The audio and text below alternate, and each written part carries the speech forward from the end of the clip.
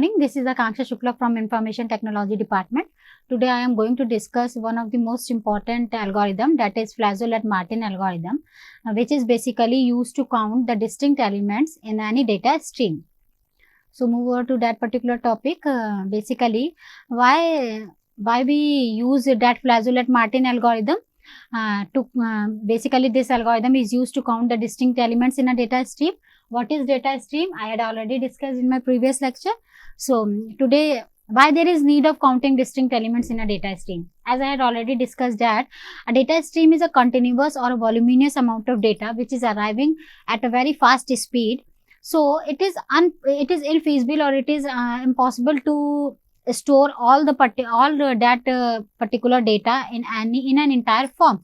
So how we count, how we identify the distinct elements in a particular data stream, or how we identify that which portion of data over the particular or over the whole data, which amount of data is useful or which is not useful in current time. So basically, to remove the redundancy or to remove the duplicate data in the data stream, there is a need to count the distinct element in a data stream. So to count that particular distinct elements in a data stream, we use the Flajolet-Martin algorithm, which is a algorithm which is able to approximate the number of unique elements in a particular data stream or data bases in only one pass. Means the Flajolet-Martin algorithm is used to identify the unique elements in a particular data stream, but it is also not be able to give the exact result. It is used to approximate the number of unique elements in a data stream. Means it also gives the approximate result, not an accurate result. Okay.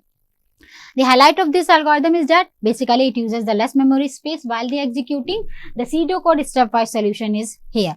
First, what we do, first of all, we select a hash function h, so that each element in the set is mapped to that particular hash function, at least log base 2 and bits. In the second step, what we do, for each element x, we have to perform we have to identify the length of trailing zeros in the hash functions.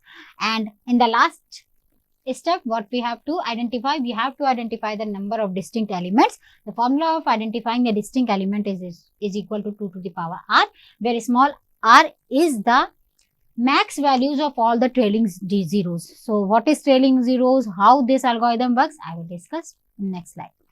What are the basic drawbacks of this algorithms are? Basically, in this algorithm, the most important concept is to choose the hash parameters very, very wisely, because the overall identification or the overall counting of that particular distinct element based on the hash parameters. Okay.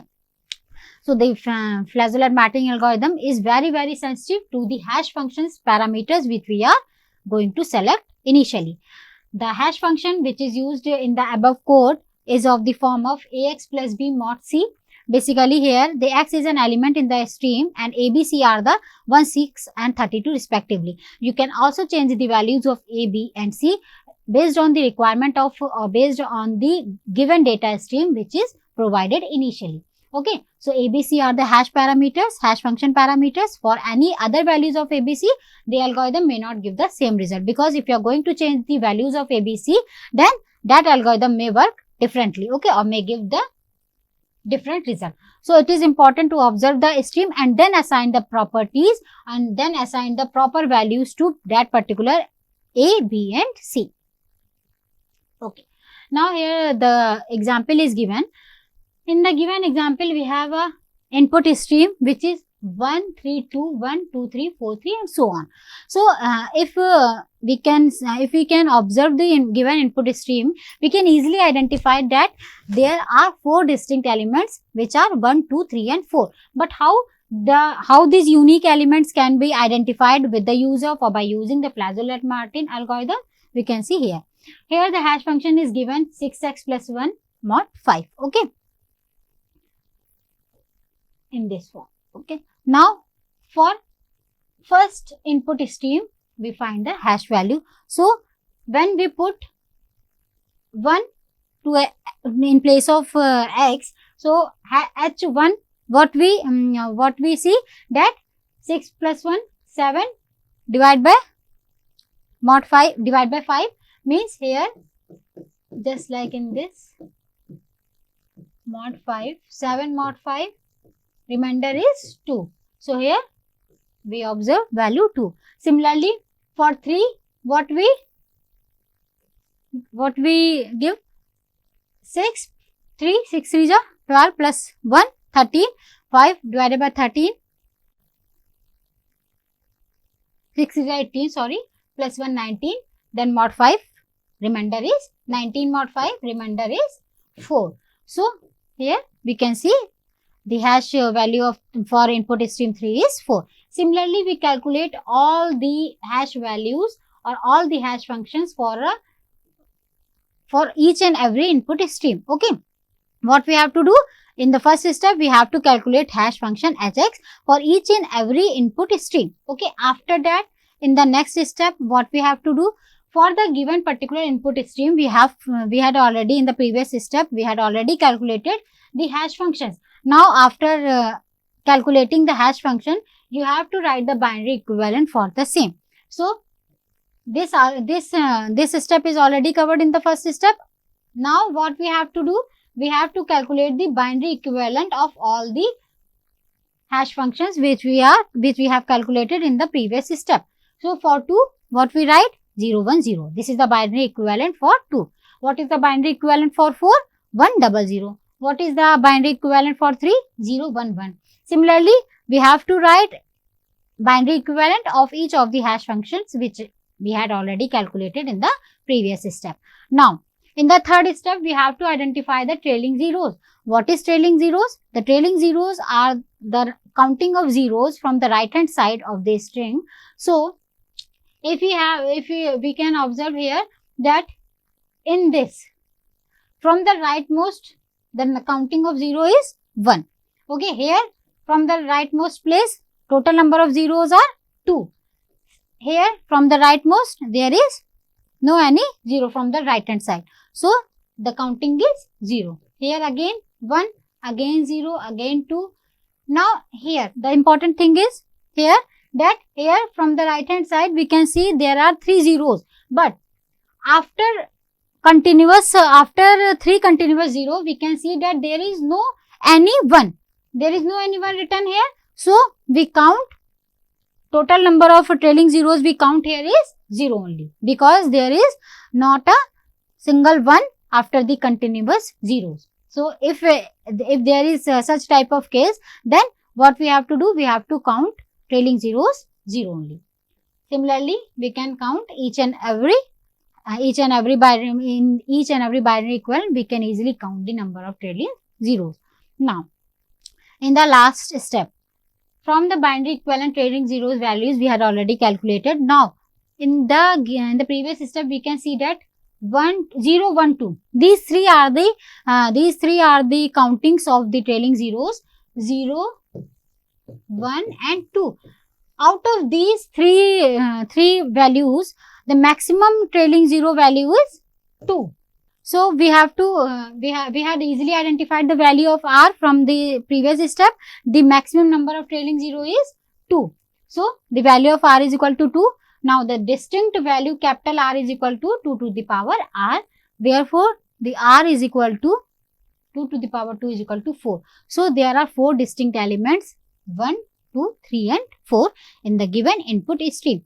But the main drawback of this Flajolet-Martin algorithm is this, that it can easily identify the distinct elements which is in the form of 2 to the power form, which is in the form of 2 to the, because here 2 to the power r means if there are total number of distinct elements are 4, 8, 16, 32. So, it can easily identify these sequence of distinct elements. But if there are 5, if suppose in the given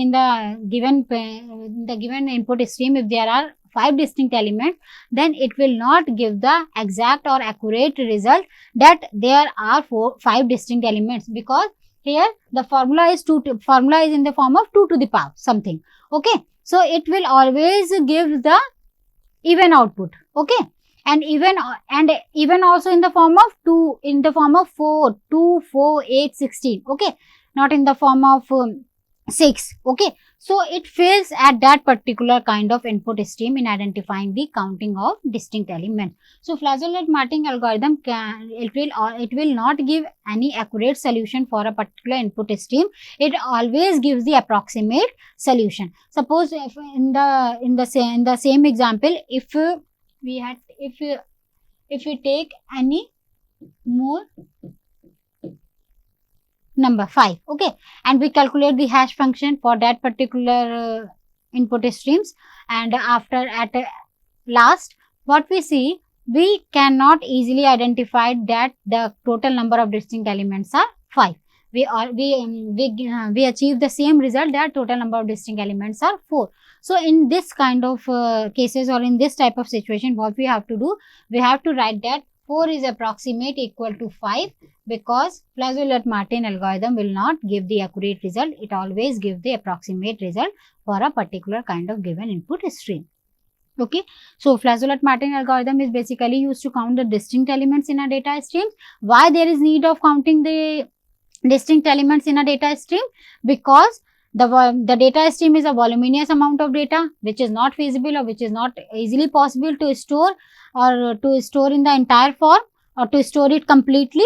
So we have to identify that which portion of data or which amount of data is useful and which is not useful, and which is useful in our future actions. So to remove the redundancy, or to remove the duplicacy of that particular kind of data, we have to identify the distinct elements in a particular data stream. That in the given input stream, we can easily identify that only distinct elements are 1, 2, 3, 4, but here the 1 is repeating, 2 is repeating, 3 or 4 times 2 is repeating. So here the data is replicated or repeated multiple times.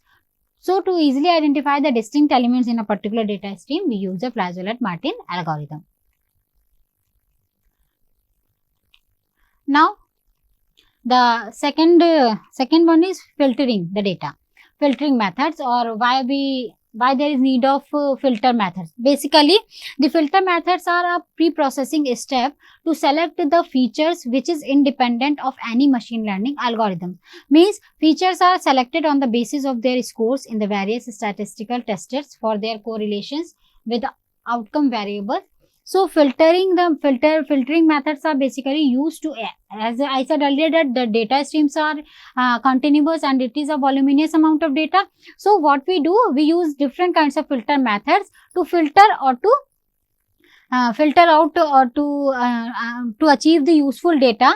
Okay, so we use filter methods so that useful data can be filtered out from that particular voluminous amount of data. That's why we use filtering methods here. Filter methods, what filter methods do, they measure the relevance of the features by their correlation with the dependent variables. And there is one more method which is wrapper methods. It basically measure the usefulness of a subset of features by actually training a model on it. So this is the basic difference between the filter methods and wrapper methods, that filter methods measure the relevance of features by the correlation with their dependent variables, and in the wrapper methods, it measures the usefulness of a subset of a feature by actually training a model on it. Okay, so filter methods are much faster when we compare it with the wrapper methods, as in the filter method there is no involvement of training the models here. Okay, so that's why it is faster in comparison with the wrapper methods. In this filter method, what we have to do, we have to set off, we had initially at initial level, we had set of all the features. From that particular set of all features, we have to select the best subset, and after that, with the use of learning algorithms, we have to identify the performance of that particular set of all the features.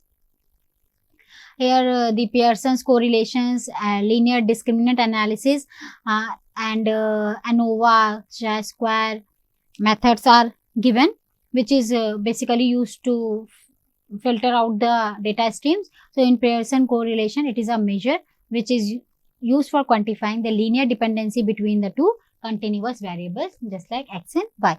Here the formula is given here, which is used to identify, or which is used to identify the Pearson correlation. Okay, here covariance of two variables x and y, and after that deviation between x and y is written here, or the product of that particular deviation is written here. Okay. In the linear discriminant analysis, basically it is used to find a linear combination of the features which characterizes or which separates the two or more classes of a categorical variable. So if you have to categorize, or we have to separate two or more classes of a categorical variable, then we can use the linear discriminant analysis. Next one is ANOVA, which I had already covered in second unit, multivariate analysis. In multivariate analysis, it is an analysis of variance. Basically, it is similar to LDA except for that fact in that it is operated using one or more categorical independent features. Okay, because it comes under the multivariate analysis, so it can be able to use, or it can be able to operate over the one or more categorical independent features and one continuous dependent feature. So this is the basic difference between ANOVA and LDA. Apart from that, they both are similar. So it provides a statistical test of whether the means of several groups are equal or not equal. Next one is chi-square. Basically, it is a statistical test which is applied to the group of categorical features that can be able to evaluate the likelihood of a correlation or association between them using their frequency distribution. So basically that method, that chi-square method is based on the frequency distribution. Okay, that how much frequencies, how much the input streams, or how much the categorical features of that particular input stream is deviated or correlated or associated in terms of their frequency distribution. Now, what is the difference between filter and wrapper method? Filter method measure the relevance of features by their correlation, as I had already discussed, whereas wrapper methods measure the usefulness of a subset of features by actually training a model on it. The second method is filter methods are more faster in comparison to wrapper methods because there is no any involvement of training the models, and the wrapper methods are computationally very expensive also because here we are going to train the model. So that particular portion of training the model is more expensive. Filter methods uses the statistical methods for evaluation of a subset, whereas the wrapper methods uses the cross-validation methods. Filter methods might fail to find the best subset of features in many cases or in many occasions, but the wrapper method always provides the best subset of features because it based on training the model. So when we are going to train the model, then there is more chances of having the best subset of feature. Okay, so wrapper method in this way, wrapper method provides the best subset of features. Okay, using the subset of features from the wrapper methods, it makes the model more prone to overfitting as compared to using subset of features from the filter method. So these are some differences through which we can easily identify the differences between the filter and the wrapper method. Okay, next one is Bloom filter. Basically, this Bloom filter method is a space efficient, or we can also say that a Bloom filter is a probabilistic data structure which is used to test whether that particular element is a member of a set or whether that particular element is in the set or not. So to check the availability of a username, or just like in the given example, to check the availability of a username in a set membership problem where the set is the list of all the registered username. So in this kind of checking or in this kind of system, we can easily use the Bloom filter method or Bloom filter. We can easily use the Bloom filters to easily identify that whether that particular username is present or not present. Okay. So here the important characteristics of Bloom filter is that the false positive or false negative means.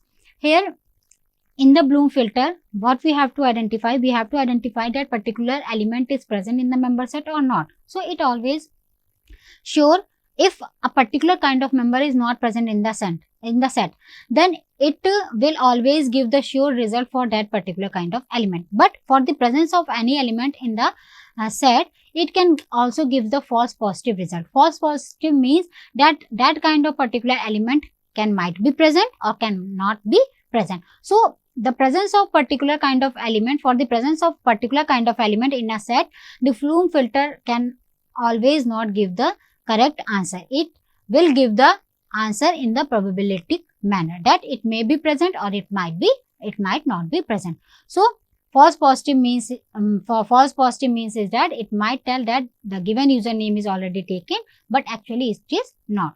Later on I will explain these things through the example. And one more example is that somehow when we are going to create our account, then we can see that whenever we are going to write the usernames, then from the Google we observe that a message arrives that that particular username is already existing. So here there is a use of Bloom filter method. So with the use of Bloom filter method, they easily gives or responses to our usernames that that particular kind of username is existing. But in fact, it can also be possible that this kind of username is not existing in the real manner. But with the use of Bloom filter, it gives that kind of responses. Okay. So what Bloom filter do? It gives the for the presence of anything or for the presence of any member in a particular set, it can give the output in the probability manner. So it means that that kind of element might be present and may not be present. But for the absence of any element, it always be sure that that particular element will not be in the set. Okay. So in my next lecture, I will carry on this Bloom filter topic with one more numerical on this. Okay. That's all for today. Thank you.